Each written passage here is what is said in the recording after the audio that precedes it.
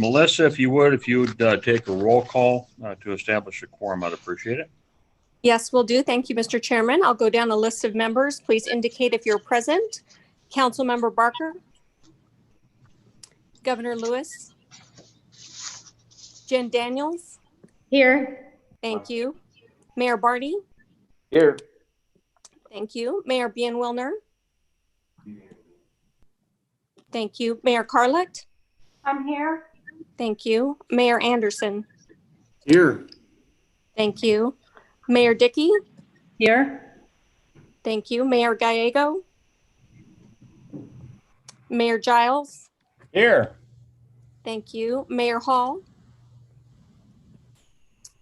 Mayor Hall, I saw that he was there. Mayor Hartkey. Mayor Hermosillo. Present. Thank you. Mayor LaVault. Yes, ma'am, I'm here. Thank you. Mayor Lord. Here. Thank you. Mayor Meck. Here. Thank you. Mayor Molina. Present. Thank you. Mayor Pereira. Present. Thank you. Mayor Peterson. Here. Thank you. Mayor Price. Present. Thank you. Mayor Schoaf. Mayor Sykes. Mayor Tovar. Mayor Weiss. Here.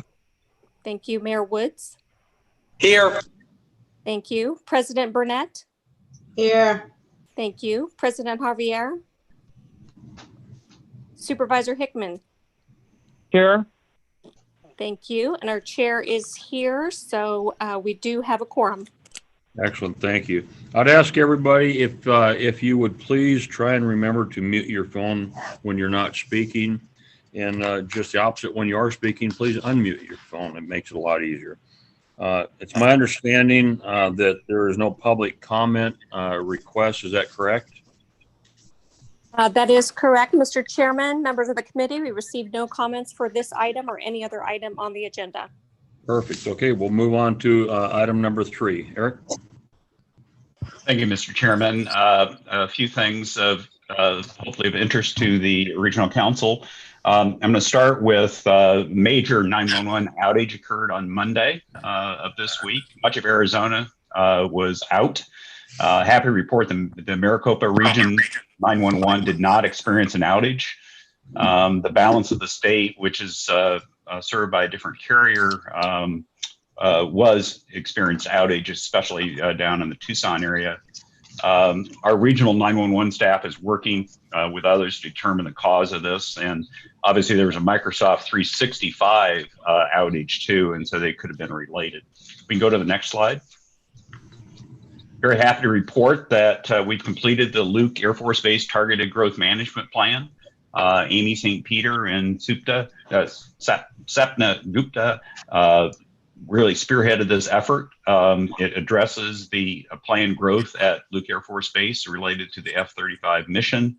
It examined education, workforce, economic development, housing, and transportation. There's a virtual launch held September 23rd. We go to the next slide. The study also won the Arizona American Planning Association Award for Best Regional General Comprehensive Plan. So very proud of that. Thank you for all you who participated in this. It's a great step forward for Luke Air Force Base. Go to the next slide. Happy to report that the U.S. Department of Transportation announced build grant awards. The City of Phoenix was awarded a $17.4 million grant for a safety project on 35th Avenue from I-10 to Camelback Road.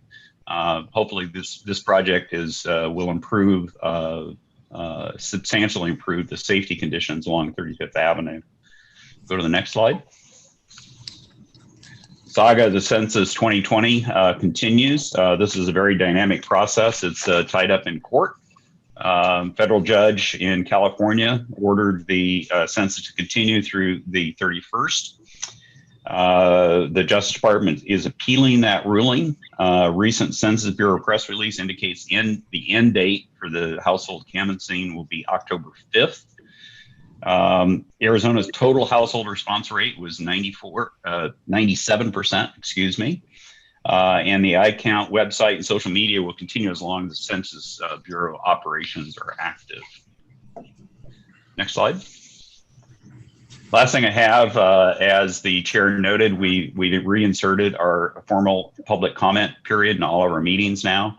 Public can comment on specific meetings by submitting the written comments up to 400 words. 400 words is about a 3-minute comment period. So, so far that's worked, and hopefully it will continue. So, Mr. Chairman, be happy to answer any questions from the committee. Barry, any questions from our council?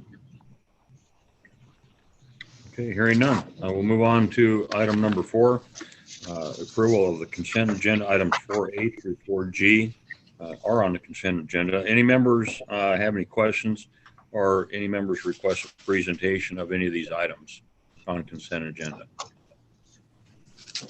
Okay, hearing none. Can I get a motion to approve the consent agenda, please? So moved, Kevin Harkey Chandler. Second. I'll second it.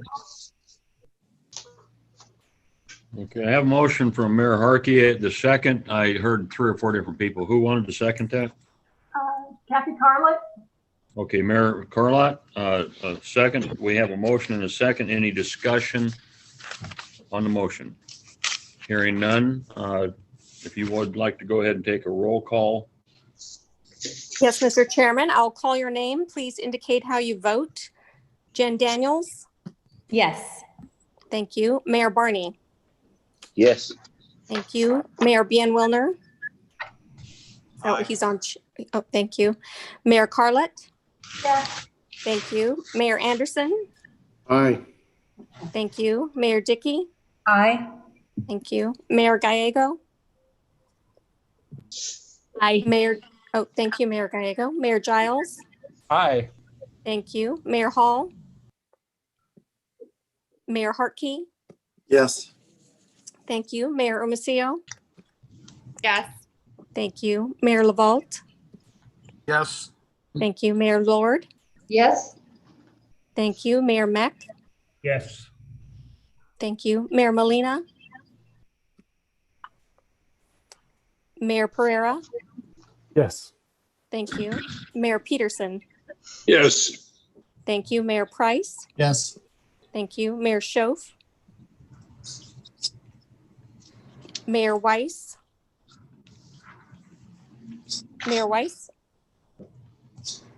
Mayor Woods. Yes.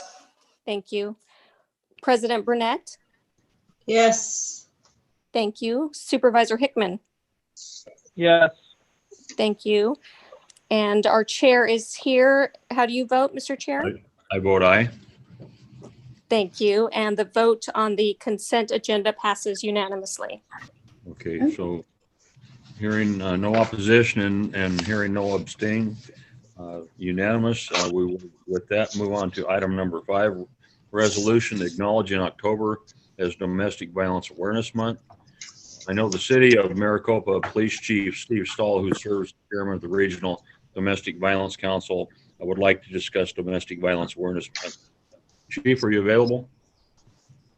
Chairman Wires, thank you so much. Members of the council, thank you for allowing me this time. It's an honor to be before you. I've been before you before, and you've always been gracious and had excellent questions for us to present to the entire Domestic Violence Council and Committee. So I'm here on behalf of the Maricopa Association Government Regional Domestic Violence Council today to present a resolution acknowledging October as National Domestic Violence Awareness Month. Addressing domestic violence is important to me because it is something that affects so many people in the community, especially as we deal with the impact of the pandemic. For those who are experiencing domestic violence, home may not always be a safe place to be.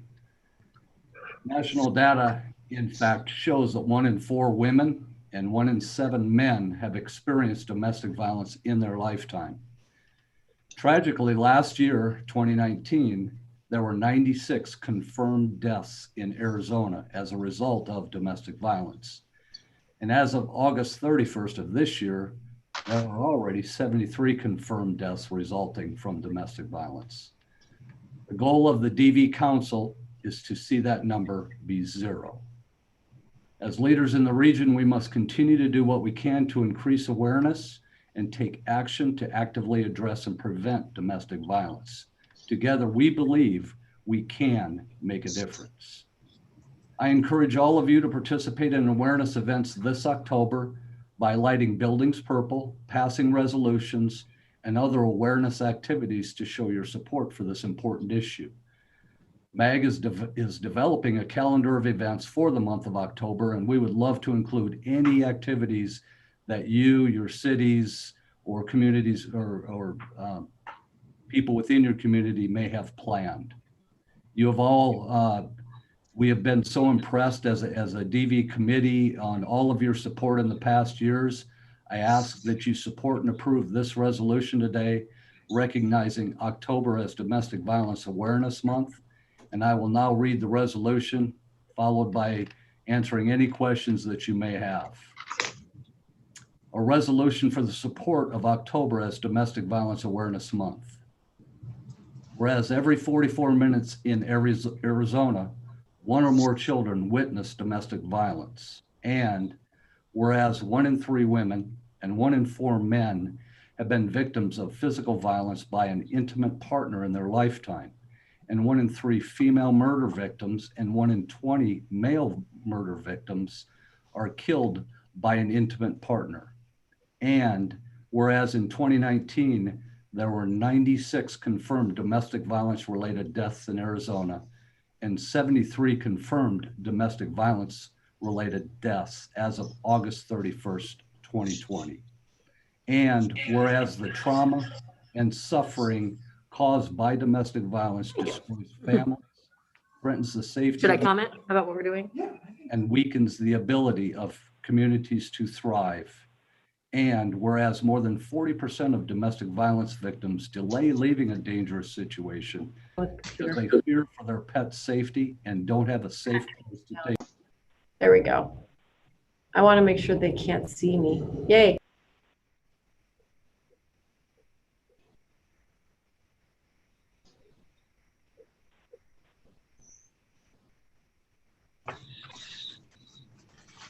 Are you still there? You got muted. Oh, okay. Sorry about that. Thank you, Chief Stahl. Are there any questions? Oh, you got muted. Sorry. I'm sorry. Did I get through any part of the resolution, or do you need me to read that all again? I think you got muted because I could hear another conversation going on. Okay. Would you like me to go over the entire resolution again, Chairman Wires? I didn't hear it, so I don't know about everybody else. I didn't hear it, so I think that would probably be appropriate. Absolutely, and I apologize for that. I do not know what happened. So, a resolution. We'll just blame it on Eric. I could blame it on a lot of things. Yes, sir. A resolution for support for October as Domestic Violence Awareness Month. Whereas every 44 minutes in Arizona, 1 or more children witness domestic violence. And whereas 1 in 3 women and 1 in 4 men have been victims of physical violence by an intimate partner in their lifetime. And 1 in 3 female murder victims and 1 in 20 male murder victims are killed by an intimate partner. And whereas in 2019, there were 96 confirmed domestic violence related deaths in Arizona and 73 confirmed domestic violence related deaths as of August 31st, 2020. And whereas the trauma and suffering caused by domestic violence destroys families, threatens the safety of neighborhoods, and weakens the ability of communities to thrive. And whereas more than 40% of domestic violence victims delay leaving a dangerous situation because they fear for their pet's safety and don't have a place to take them. And whereas the Maricopa Association of Government Regional Council is dedicated to ensuring the safety of domestic violence survivors and holding abusers accountable. Now therefore be it resolved that the members of the MAG Regional Council express our support of October as Domestic Violence Awareness Month. Thank you. Okay. Thank you, sir. Any questions from any members? Hearing none, thank you again, Chief. My wife even put me in a purple tie today to make sure that we were supporting Domestic Violence Awareness Month. And I So thank this you for item that. is I on don't think it didn't go unrecognized. this item is on the agenda for action. Again, we have no public comment cards. Could I get a motion for approval of the resolution for support of October as Domestic Violence Awareness Month, please? I'll move. Mike LaVault. Second. Councilmember Barker. Okay, I have a motion from Mayor LaVault, a second from Councilmember Barker. Is there any discussion on the motion? Hearing none, if you'll take a roll call, please. Yes, thank you, Mr. Chairman. I will call your name. Please indicate how you vote. Councilmember Barker. Yes. Thank you. Jen Daniels. Yes. Thank you. Mayor Barney. Aye. Thank you. Mayor Bien-Wilner. Aye. Thank you. Mayor Carlett. Yes. Thank you. Mayor Anderson. Aye. Thank you. Mayor Dickey. Aye. Thank you. Mayor Gallego. Aye. Thank you. Mayor Giles. Aye. Thank you. Mayor Hall. Yes. Thank you. Mayor Hartke. Aye. Thank you. Mayor Hermosillo. Aye. Thank you. Mayor LaVault. Yes. Thank you. Mayor Lord. Aye. Thank you. Mayor Meck. Aye. Thank you. Mayor Molina. Aye. Thank you. Mayor Pereira. Aye. Thank you. Mayor Peterson. Yes. Thank you. Mayor Price. Yes. Thank you. Mayor Schoaf. Mayor Weiss. Aye. Thank you. Mayor Woods. President Burnett. Yes. Thank you. Supervisor Hickman. Aye. Is there anyone that I missed other than the chair? This is Mayor Woods. I vote aye as well. Oh, thank you, Mayor Woods. And Chair Wires, how do you vote? I do vote aye. Thank you. So this agenda item 5 passes unanimously. All right, thank you. Thank all of you. Again, Chief, thank you. Okay, moving on. Item 6, update from the development of the MEG Strategic Transportation Safety Plan. MEG staff, Margaret Herrera, will give this update. You're up. Thank you, Mr. Chair and members of the MAG Regional Council. I'm pleased to provide an update to you today on the development of the MAG Strategic Transportation Safety Plan. Next slide, please. So to briefly review the work done during earlier phases of the plan development, the recommended vision, goal, and action areas identified are shown here on the screen. The recommendations are a result from work from the first 3 tasks included technical reviews, distribution of surveys, and public outreach. This step was important in setting the approach and development and implementation of the plan that would emphasize the unique opportunity that we have to demonstrate the value of investment in safety in the MAG region. I included the peanut strip here as Schultz captures the biases the STSP goal seeks to recognize and address. Lucy and Linus's discussion gets at the core of some of the issues and barriers traditionally not addressed. Acknowledging these barriers and taking positive action will facilitate broader discussion and emphasize the responsibility of everyone to ensure their own safety and that of others. The areas of focus, or action areas, are data-driven and based on analysis of the MAG region crash data for a 10-year period of 2009 to 2018. So with that, let's go ahead and dive into some of the STSP strategies and their associated opportunities in the next RTP. Next slide, please. So over 70 strategies are under development to address the MAG region safety issues that were demonstrated in each action area. Strategies were placed in 3 categories to focus on the implementation of STSP strategies as a conduit to inform the development of the next RTP. In the next 3 slides, I'll provide some key examples of each one of these. Next slide, please. Several strategies are included to enhance how we identify locations for safety improvement. This also means opportunities to use other data sources and proactive approaches to identifying safety improvements that can be included in projects during the design phase. Implementation of these strategies can help inform work associated with defining regional priority projects. In addition, implementation of these strategies will include a framework for meaningful safety evaluation criteria for identification of regional priorities. Next slide, please. High-value countermeasures are strategies with the most potential for reducing the severity and number of people impacted by crashes and/or are easy and inexpensive to implement. Under the magnifying glass, you can see a sampling of countermeasures with documented crash reduction factors to be included as strategies in the STSP. These can be further analyzed to develop a toolkit to help prioritize and leverage safety elements for consideration in regional priorities.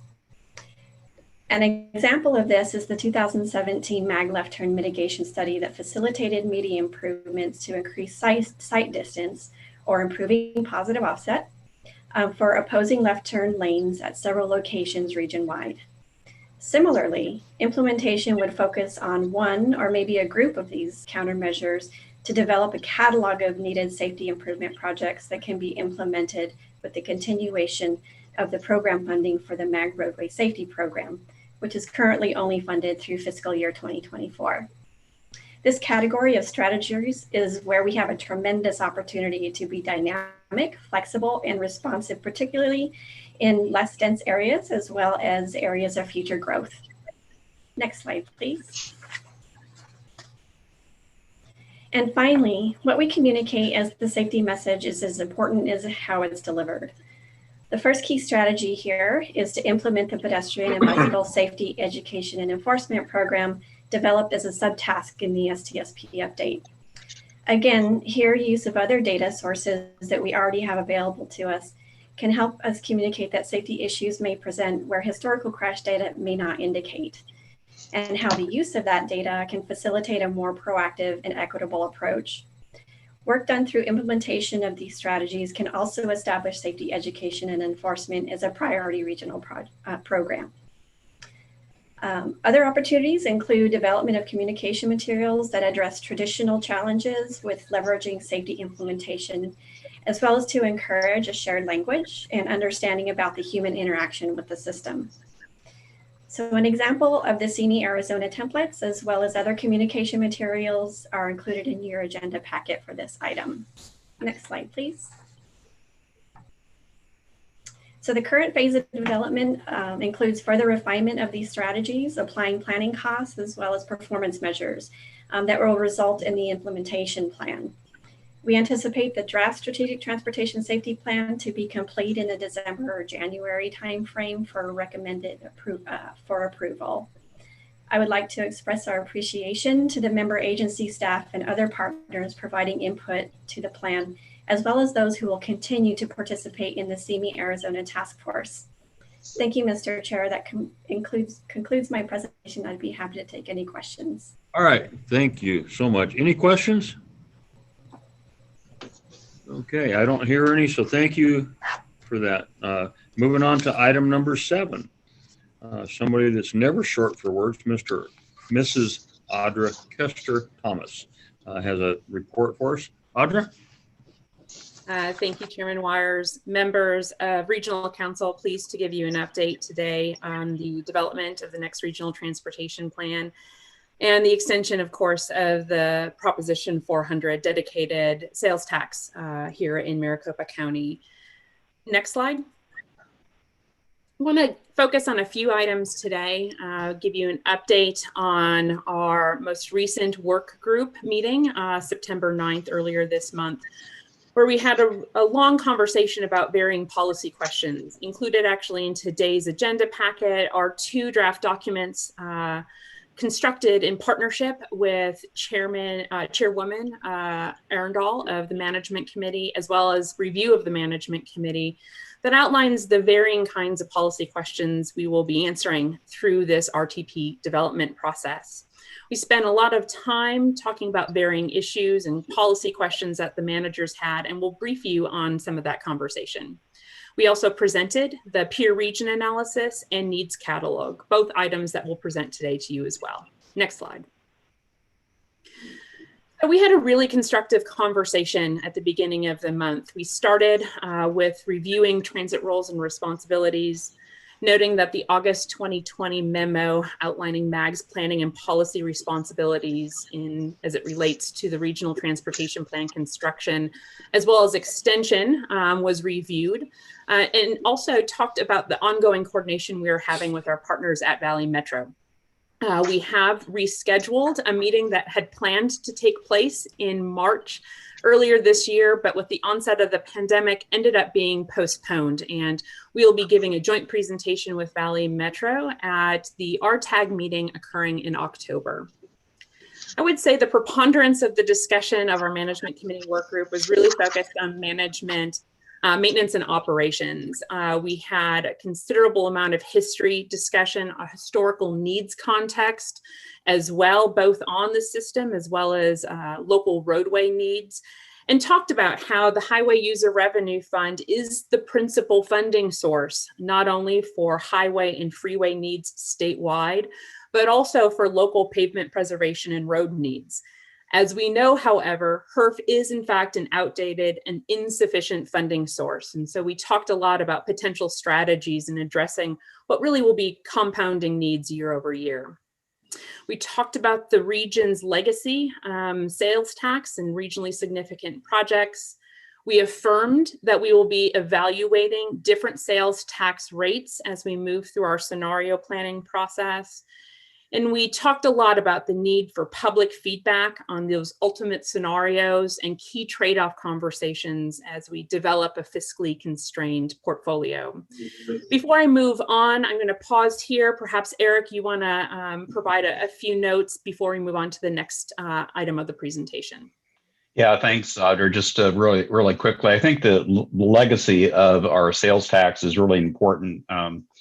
When we do surveys, it's not unusual for a lot of citizens not to understand kind of how we got to where we are today. How are we actually using these freeways today, the rail program, street improvements, et cetera. And so it's always good to remind people that we've had our sales tax in place for 35 years now, constructed a lot of new highways, significantly improved the mobility in the region.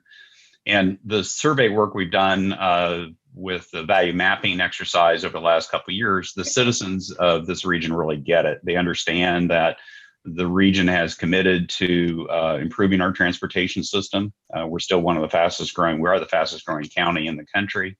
And we have to keep those investments flowing too. So I think the citizens get it. They appreciate the transportation system we have, and I think are receptive to doing some more good work in the region.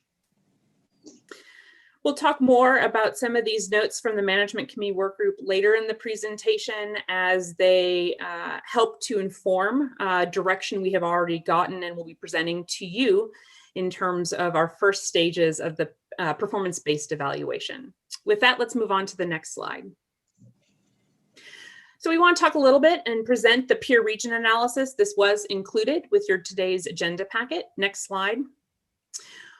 We saw this as an opportunity to go out and look at other regions, regional transportation plans, the competition or composition of transportation investments that they deliver, best practices, and really benchmark against other regions.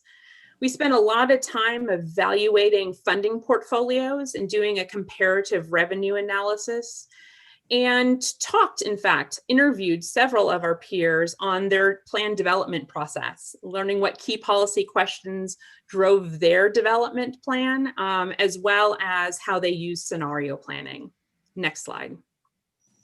You'll see here a map of the different regions we included in the analysis. You'll see most of them are west of the Mississippi, really more reflective of the fast-paced and urban composition that we have here in this region, as well as larger footprints of regions as well. Next slide. So one of the key takeaways is the comparative revenue per capita that other regions have. You'll see here several of our peer regions identified, MAG on the left being one of the lowest per capita revenue availability. That was a real clear takeaway for us. Next slide. And when you look at the composition of types of funding sources, you'll see here from a regional or a county tax perspective, as we know that the sales tax has been an instrumental vehicle here. We were one of the first to establish a 1/2-cent sales tax for transportation, but all of our peers have as well. North Texas, you'll see they have 2 1/2-cent sales taxes that combine for a full cent, in addition to a 1-cent sales tax for transit. Sandag, so our San Diego metropolitan area, they do have an established 1/2-cent sales tax. LA has 4 combined 1/2-cent sales taxes totaling 2 full cents. And then the Twin Cities region has an underlying property tax at 1.6%. Next slide. We had indicated that many of our peers are in the same position as we are, preparing for extending or expanding their revenue portfolios. And we've been tracking these national campaigns. And we're going to be reporting out actions taken. San Diego had a year or 2 ago gone to their ballot for an expanded sales tax, an extended sales tax, and it failed in a year or 2 ago. But their legislature gave their transit authority the opportunity to also go to the ballot a year or 2 ago. And they had planned this November to go to the ballot with a 1/2-cent dedicated for transit. This summer, in light of the pandemic and a few other reasons, San Diego has determined to postpone that election and reconsider it for next year. Next slide. When you look at transit taxes, this is really where there's a disparity. You'll see MAG, we're at a 1/2-cent, and a third of that cent, 1/2-cent, excuse me, goes to transit. When you look at our peers, it is really common to have at least a full cent dedicated to transit, if not more. Salt Lake County has 2.5 cents as an example. Next slide. You'll see on the bottom, we highlight Campo. This is the Austin, Texas region. They have an existing 1-cent sales tax to support transit, but they are proceeding this November for an additional property tax at 8.75%. To further their transit program. It is inclusive of both capital and operations programming. Next slide. So just a few highlights from our peer region analysis. Our peers are outpacing us in terms of transportation and investments with more robust regional funding sources and a more significant amount of states generated revenue. And as state or federal funding declines, continued pressure will be placed on regional revenues, and we see that within our peer agencies. Operations and maintenance is a commonly funded element in part of their regional transportation plans and across different funding sources. And also, many of our peers are using different funding or revenue alternatives. We've highlighted a few different kinds of taxes today already. But public-private partnerships that can come in the way of a toll road or priced managed congestion, those opportunities certainly do exist in other regions. We have not implemented that in this state or in this region. Certainly want to continue that conversation moving forward, especially as we see such a constrained portfolio here. And then also the value of using scenario planning to test different ideas and help policymakers inform decisions. Again, I'll pause here. First, invite Eric to add anything, and then certainly open it up if there are any questions, Chairman Wires. Thanks, Audra. You know, one of my takeaways from this, I was really stunned by the peer region analysis in terms of the level of investments that other regions are making. I was operating under the premise that we were leaders in our transportation investments and that it really showed relative to kind of our outputs, the things that we've been able to accomplish over the last 35 years. But as the data in the peer region paper clearly demonstrates, we are now being out invested by our peer regions. And in particular, the public transportation component, as we fund that in Maricopa County, is not even close to the level of funding that we see in our peer regions.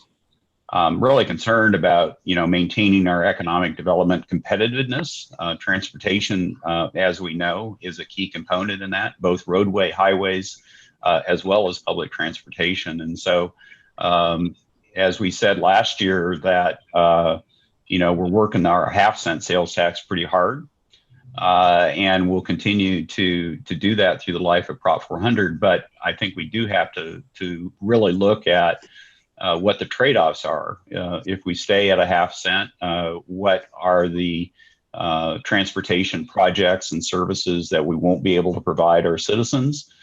And then different funding levels, what kind of trade-offs are those and what do those look like? And so we do plan to do some public surveying later this year, maybe after the first of the year, to try to get a better handle on kind of where people are on some of these issues too. So Chairman Wires, we'd be happy to entertain any questions, or we can continue on with today's presentation. Okay, I'm not hearing any questions pop up, so why don't you continue? Certainly. Next slide. So the fourth item that was included in your agenda packet today is the draft needs catalog. Next slide. I'm going to refamiliarize ourselves with our performance-based evaluation process. And you'll see on the front end, we have the first task, which is compiling a needs catalog and applying the first step of the evaluation, which is the regional significance test. And this month, that's what we're presenting for your feedback. Next slide. Next slide. So as a reminder, the draft needs catalog contains regionally studied needs. It contains deferred projects out of Proposition 400, as well as the submissions from each of your agencies as part of the RTP call for projects earlier this year. We are continuing to coordinate with our partners at Valley Metro and at ADOT to ensure that we've captured all needs. Any gaps that are identified by our partners will be sure to include before we finalize the needs catalog. We have also been working with your staff, indicated and asked our managers in particular to identify any edits or duplicates in the needs catalog, and have been working with your staff over the course of this last month to polish any of those issues. Next slide. So again, step one of this process was to apply a regionally significant definition. And you'll see that contained in the draft needs catalog. First, you'll see the regionally significant projects identified. These are the large, capital intensive and capacity adding potential investments that we will do a technical evaluation on and score individually. Those are the freeway and highway projects, the large arterial corridor projects, as well as high capacity transit. Then what you'll see is programs, a number of potential regional programs that's inclusive of existing Proposition 400 era programs, expanded Proposition 400 era programs, as well as new program ideas that were submitted as part of the call for projects. As part of the evaluation process, we want to make sure to let you know this is just the first step, and it's iterative as we move along. Individual program categories may be further consolidated or even more narrowed. And it's important to remember that the specific policy definition of each of these potential programs that ultimately get funded will really come after the RTP development as part of the implementation strategies before funding starts to flow in 2026. So before I move on to the next slide, just a reminder that our regional significance definition for programs is one that's consistent with region's values and vision and achieves unique or distinct priorities that are shared across the region. Next slide. So after we identified the regionally significant projects, we found homes for the remaining 776 submissions. And what you'll see illustrated here is about 40 different potential programs for which we can find funding and consider funding for. Those with an asterisk identify programs that are Proposition 400 era and are those that we already fund as part of Proposition 400.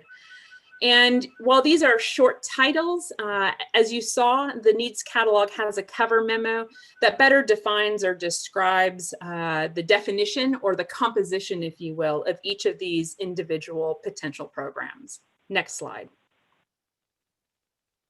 We were asked by our managers earlier this month if we could perhaps further consolidate or maybe group these different programs into modes or categories. And so these next slides is taking those 40 programs and just further combining them into type and kind. You'll see many bicycle and pedestrian focused programs, certainly air quality and environmental sustainability measures, as well as ongoing planning support.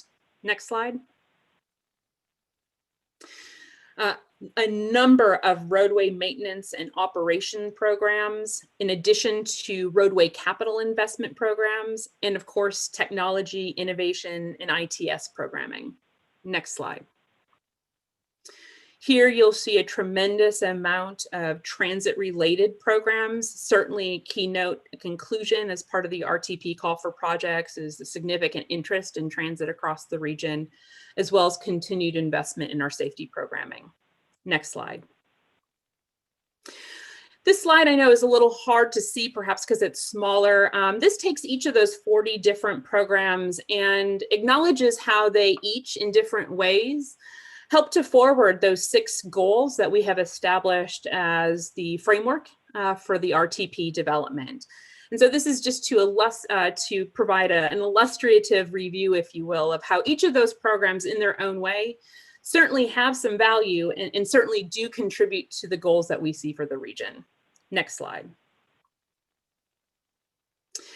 So as we presented at the Management Committee Work Group at September 9th, to Management Committee after that, and to last week, Transportation Policy Committee, MAG promised to provide a recommendation for that step 1, identifying which of these 40 programs meet the regional significance test and should move to the next step of the evaluation program. We will have to do that with each of these steps, further removing considerations, projects, and programs from our portfolio through the upcoming year until we get down to that fiscally constrained investment portfolio. Just want to make a few notes here. You'll see the programs that MAG has recommended moving forward on the left side of your screen. Couple notes about the anchored philosophy, if you will, upon this recommendation. First, you'll see existing Proposition 400 era programs continuing. So we're recommending those programs were regionally significant in Proposition 400. We believe there's a continued significance and priority for them moving forward into the extension. Second, these programs represent also federal requirements. Some of the strategies that we have to employ as part of our federal formula funding that does come through to the Metropolitan Planning Organization. And these programs also are consistent with the legacy of Proposition 400 and 300 in that we're investing in regionally significant investments. I want to make a couple notes about a couple of those programs that we're recommending moving forward. First, bus rapid transit. You'll note that there is not an asterisk there. Indeed, in the 2003 RTP, bus rapid transit was included. However, it's not the true bus rapid transit. It really ended up being our express and commuter bus solution. Here, MAG is recommending bus rapid transit be considered for the future. Not only has the city of Phoenix identified its application of bus rapid transit, a new mode for the region, MAG also believes there's a prosperous future for a regional solution and implementation of this mode, and we would recommend it moving forward in the evaluation process. You'll also see intersection improvements. There is not an asterisk behind it. While several intersection improvements were included in the current arterial life cycle program, MAG is recommending a brand new program with a set of funding be set aside to enable a more robust application of intersection improvements, things that span not just capacity improvements, but also safety and ITS, From the RTP call for projects, there is a significant need for intersection improvements across the region. And our recommendation is that we move forward with developing a new program with funding that addresses intersection improvements over the horizon. You'll see two items here highlighted in yellow, freeway operations and maintenance and pavement preservation. Again, these are two programs. We mentioned it earlier, and it probably comprised the majority of our conversation, not only at Transportation Policy Committee, but with our managers previous to that. These are programs, as you know, are traditionally funded with highway user revenue funds, which is, of course, insufficient for the current needs. MAG's initial recommendation was because of the tremendous need, not only on the freeway network, but also local roadways, that these continue forward in consideration to the next step of the evaluation process, and also because they are funded by the same source. Feedback we have received in direction from Transportation Policy Committee last week is, however, that there is a desire to put more pressure on the state legislature to act. And the recommendation is that we pull off freeway operations and maintenance from regional consideration. And again, imploring the state legislature to remedy this matter, but to perhaps continue considering local pavement preservation as part of a regional significance test. There are strong feelings expressed that there needs to be action, that the funding source is insufficient, and that need is felt not only in this region on our freeway network, but statewide, as well as in your own communities, and desire for action and movement in that area. So the recommendation, as you'll see represented on this slide, is to pull off freeway operations and maintenance at this time and pull it off from future consideration. I do have a couple of more slides that I want to get to, Chairman Wires, before we come back, because this is a slide we want to get direction on. But I will say the feedback we've also gotten from management, our managers, management committee, and certainly discussed at Transportation Policy Committee last week is we are really working hard to stretch a half cent to cover a variety of needs. And for a fast growing region such as ours that continues to need to expand its system, but now also has maintenance and operation needs of that existing capital, we have really tough trade-off conversations ahead, and we will not be able to fill and fulfill all the needs that exist. Next slide. So again, we're hoping to end today's conversation getting your feedback on this revised recommendation as our first step in the process. Just a couple of notes, even if we're moving programs past this first step, it does not necessarily mean or guarantee that they will be funded. It's just the first step. Programs and projects are still fiscally unconstrained. It is our first opportunity to perhaps narrow our plate. And it's important to remember that programs will continue to be eliminated from consideration as we go each step of the way, perhaps narrowed or even brought back based on new feedback, or certainly looking back at the portfolio of what we have and any potential gaps that we would like to address. Next slide. So again, today, the items that were contained in your agenda packet included the draft policy question frameworks, they're for information. The draft needs catalog, your staff and agencies are reviewing and providing us feedback. But today we really do want to open it up and get your direction on the revised recommendation for regionally significant programs. I will note just here in an hour or two, we'll be again meeting with our management committee work group where our focus will turn to regional transit policy. We'll bring that back through for consideration and conversation at our October policy committee meetings. So with that, Eric, I don't know if there's anything else you wanted to add, but in that time, perhaps we can go back 2 slides and we can open it up for discussion, Eric. Yeah, thank you, Audra. Just a couple of things I want to add. I mentioned we plan to be out doing a public opinion survey later this year, maybe after the first of the year. The other thing the managers work group asked us to do that we're working on now is a couple of baseline scenarios or base scenarios. And the base scenario is what is taking our transit system that we have in place today or in 2025. what's the cost to continue that service for the next 20 or 25 years? And so that's seen as sort of maintaining current levels of service, and what does that dollar amount take? The second part of the scenario is, what would it take to bring back the deferred service that was deferred because of the Great Recession? How much would that be? And so we're building those scenarios too, in addition to doing this broader trade-off analysis with the catalog of projects. But I just wanted to make that. So we're working on those kind of baseline scenarios so people can understand kind of where we are today, and we continue that service, kind of what that's going to take in terms of future funding. That's all I have. Thank you. All right. Anything else from anybody? Any questions? Hearing none. Go ahead. Oh, Chairman Wires. This is Supervisor Hickman. Quick question for Eric.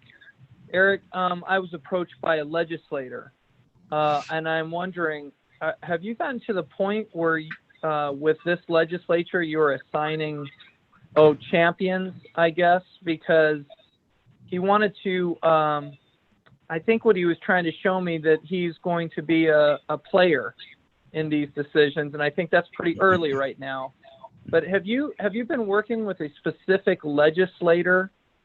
Because he wanted to start talking to me about planning, and I didn't go there. So what's your take on that? Yeah, Mr. Chairman, Supervisor Hickman, members of the Regional Council. Yeah, we've been in contact with legislators over the years. That's part of what we do. In particular, I talked to Senator Livingston this summer.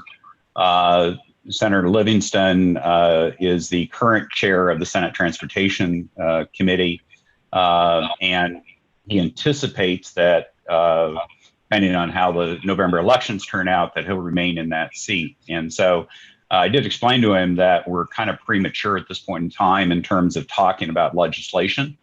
And so, but he's anxious, I think, to help in one way or another.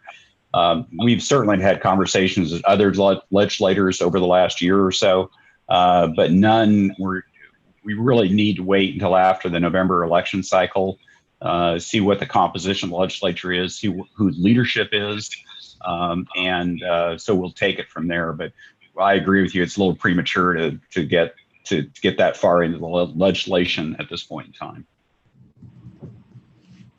Okay, very good. Mayor Wires, Jenny Dickey. Go ahead. Hi, a couple of things. The half-cent sales tax aspect of it, is that just a done issue, or are we still advocating for possibly more? Chairman Wires, Mayor Dickey, members of Regional Council, we are going to be playing out different sales tax scenarios as part of our scenario planning later this year. It will include certainly a continuation of the half cent, but also what else we could deliver if we expanded the sales tax perhaps up to a cent. I think we're also going to be asking for feedback in the next month or so if we should add different revenue sources to that portfolio for consideration as well. So I think we're open to that feedback, but we're certainly, at least at this point, at least going to look at different scenarios on the sales tax, if not other revenue sources, per the direction of our policymakers. Oh, thank you. Along those lines, and so the programs that are being dropped aren't related to available funding, but more the nature of them. Would that make sense? Chairman Wires, Mayor Dickey, members of Regional Council, they are in part due to funding. We are fiscally unconstrained at this point to the tune of about $60 billion. Even if we eliminated these programs from the suite, we're still fiscally unconstrained by a considerable margin. Our recommendation at this point is to assign that regional significance test, realizing that our highest priority and needs are those regional in nature, and that we have to start pulling some things off for consideration. So this recommendation is comprised along some of those key foundational aspects, certainly things that we have to accomplish and demonstrate and invest in per our federal statute. things that we've historically and are continuing to invest in as part of Proposition 400. And those programs that are at least consistent with a regional legacy. These will still have to be further narrowed, even if these 25 move forward. We're still going to have to pull more of these off the table as we move forward in the process and reduce the scope and scale of each. Thank you. Just one more. So Fountain Hills is sort of doing 3 different efforts right now. We're obviously put forth our projects for the Prop 400. We also had RPTAs did a feasibility study for us on transit. And then we have a survey out to our folks to talk about active transportation. So we kind of have these 3 balls in the air right now, but there is a lot of overlap. My question about the programs being dropped or as we go forward has to do with, do you take into account location? So several of our projects are more in that livability area. And so if some of those are dropped due to this, do you look at all at if any other cities and towns might be not in the running for anything due to this dropping of these projects? Chairman Wires, Mayor Dickey, members of Regional Council, I think that's a really important question, Mayor Dickey, and something that's really important and also quintessential to both Proposition 300 and Proposition 400, which is regional balance and recognizing not only is there a diverse suite of needs that are different in each of our communities, but also that it's important to be able to provide value to all of our members. What you'll note in particular, perhaps those livability matters, our active transportation, we are recommending moving forward. There is a considerable amount of interest, not only in our existing programming, something MAG is proud of, having 2 dedicated active transportation programs today, but certainly with the call for projects, we saw a lot of submissions that saw this as a real value. Couple of things I would note is that even though we're recommending a few of these items drop off at this point, it's not to say some of those elements may appear in some of these existing programs. For example, ADA improvements may come along with varying active transportation investments, right? For which could materialize or otherwise be funded in the future. And so I think there's some opportunity to still find some home. But the real reality, the stark reality we're faced with is a tremendous amount of need and a very short amount of funding availability. And so we are going to have to make some tough choices, in part so that our scenario planning is truly meaningful and we can demonstrate the key questions that we'll have to not only face as a region, but certainly that we'll have to place for our voters. Thanks. Very good. I appreciate it. Through the chair. Go ahead. Who are you saying go ahead to? I think we might have spoken at the same time. I don't know who's speaking. The lady that's speaking, go ahead, and then after that, I believe it's Mayor Harkey. Mayor, yes. Yeah, I cede to Mayor Carlott. The lady is Mayor Carlott. Okay, very good. No problem. So I just have a question for clarification. The projects that were not funded in Proposition 400, we're talking about putting those in automatically into 400E. Has the management group weighed in on that, and have they decided that that needs to be one of the policies as we move forward? Chairman Wires, Mayor Carlott, can I just ask for a clarification? Are you inquiring whether or not deferred projects out of Proposition 400 have we made a decision, or have the managers made a recommendation on whether or not those are unilaterally included in the extension of Proposition 400? I am asking you if the management committee has made a recommendation for those to move forward. Yes. Thank you for that clarification, members of Regional Council. We have discussed, but there hasn't been a formal recommendation yet made. All those deferred projects out of Proposition 400 are included in the needs catalog. They will move forward as part of the technical scoring process. But in October, what we'll be bringing back to the management committee work group is that formal evaluation, the final evaluation protocol for those projects. And one of the questions we'll be asking for direction on is, after the technical evaluation is complete, what about legacy projects? Do we want to treat them differently? And how would we want to have that conversation as part of this portfolio moving forward? So we've had some discussion. There hasn't been yet a recommendation made by management committee, but that will be a topic at our October management committee work group, which will be bringing back that feedback to both the Transportation Policy Committee and Regional Council. Okay, thank you very much. Mayor Harkey, go ahead. Thank you, Mayor Wires. Audra, I was glad to hear you say a phrase that resonates with me as we continue to consider all things moving forward with regional balance, and again, making sure that every taxpayer across our great county is going to look at this and make decisions based upon what do they see. I do have a question just for clarification for me. Is the result of the conversation today, is it a general thought that the programs recommended to move forward are moving forward, and programs recommended to drop is based upon today's presentation? And I know you've presented to managers and the Transportation Committee.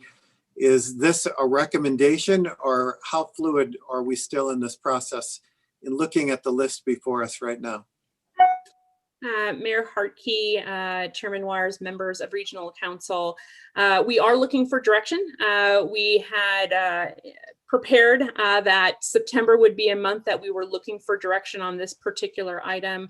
We do want to move forward, pulling some things off so that we can start to focus our efforts on a smaller suite. But that's not to say that as we move through the process that we don't bring something else back. That public feedback indicates a program or an investment is really important, and our policymakers say we should give that an extra consideration, or perhaps that we would combine or consolidate these programs into perhaps a different kind of name or composition. So while we are looking for direction and want to at least make some movement in pulling things off our plate, if you will, it's not to say that we won't be pulling things back or off further as we move along. And so this is just our first step. It is the iterative nature of this planning process. And I think it's important that we hear your direction based on the feedback we have already gotten from Transportation Policy Committee and our Management Committee earlier this month.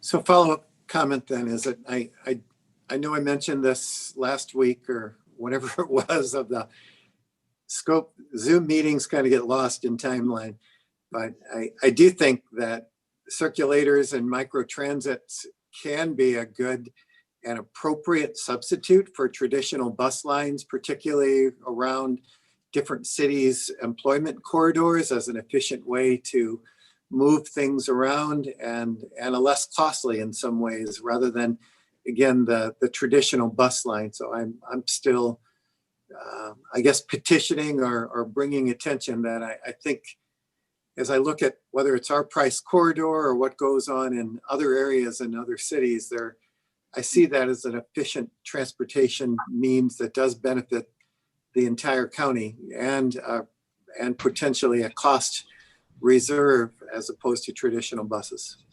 Thank you. Mayor Wires, may I add to that? This is Kathy Carlett.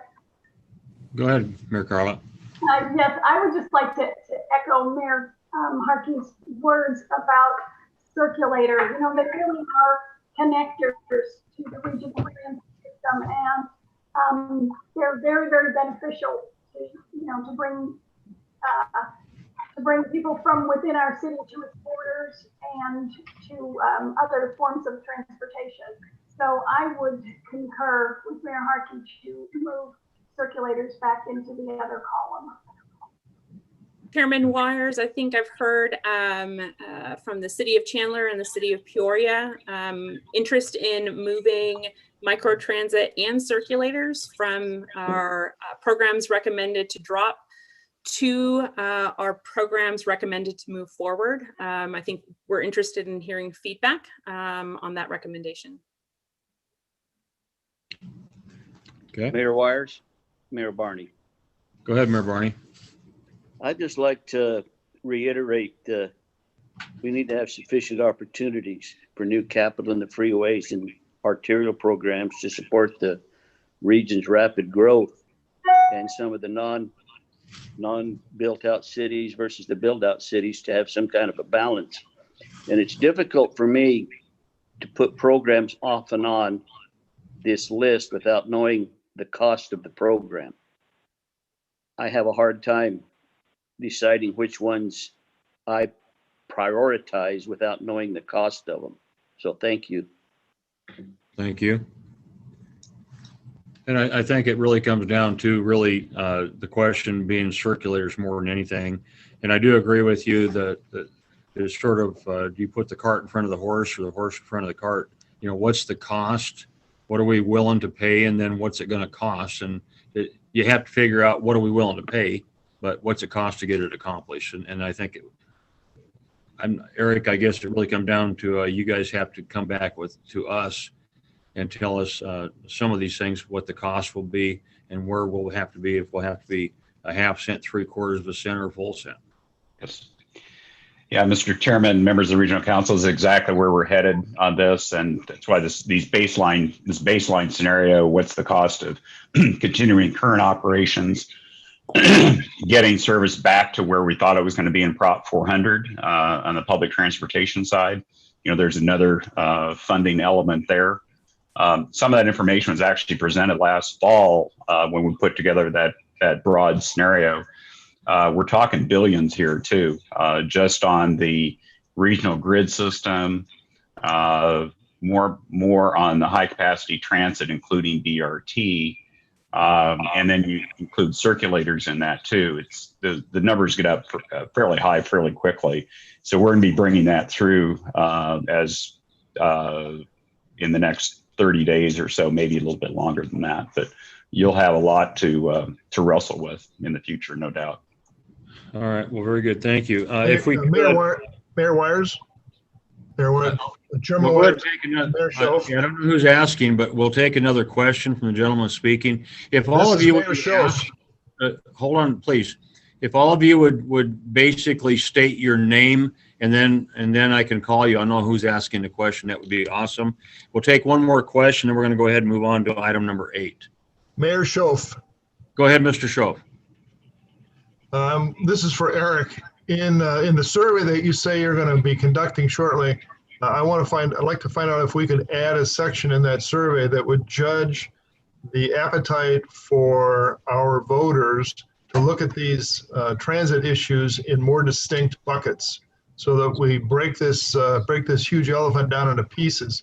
So you have a road piece, you have a transit piece, maybe you have a freeway maintenance piece. I'm not sure what the pieces should be exactly, but I'm wondering if it wouldn't, I'd like to know how the voters might react to seeing it in pieces, as opposed to let's go to them for 1 or 1 1/4 cents.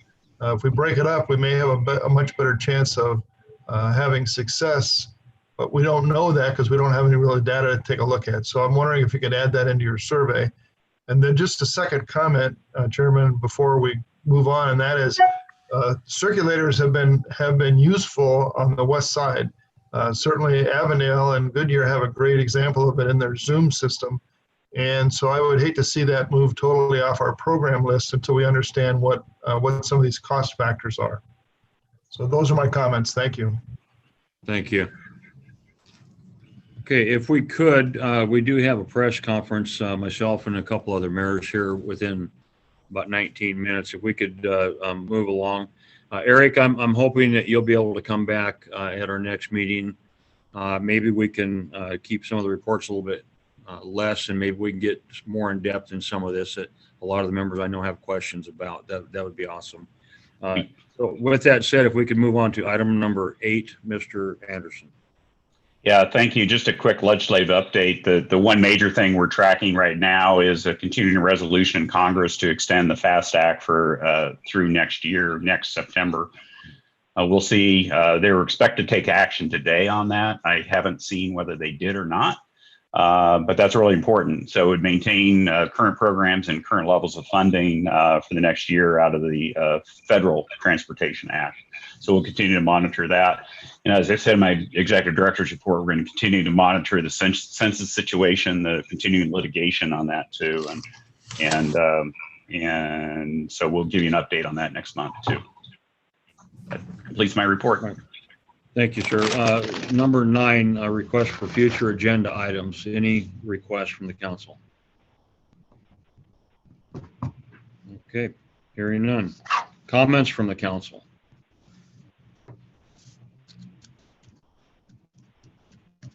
Hearing none. Okay, you guys making it easy for us. Okay, with that business now being concluded, our meeting will be adjourned. I look forward to your questions at our next meeting. Thank you.